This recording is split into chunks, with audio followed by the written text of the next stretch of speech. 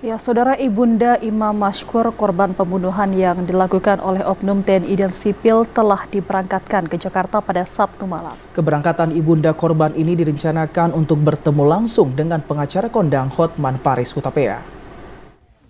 Keberangkatan Ibunda Imam Mashkur bersama dengan sejumlah pengacara asal Aceh pada Sabtu malam dikabarkan untuk mencari keadilan atas pembunuhan terhadap anaknya yang dilakukan oleh oknum TNI yang salah satunya merupakan oknum Paspampres.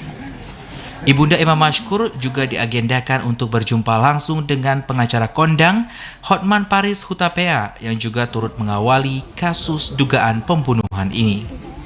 Sampai di Jakarta, rombongan langsung disambut oleh anggota DPD RI asal Aceh, Haji Sudirman yang akan mendampingi dan memfasilitasi Ibunda Imam Mashkur selama di Jakarta. Selain itu, Haji Uma juga menyampaikan akan mendampingi Ibunda almarhum Imam Mashkur dan akan mengawal kasus ini hingga tuntas dan mendapatkan keadilan bagi korban. Dari Biren, Fajar Siddiq, TVRI melaporkan.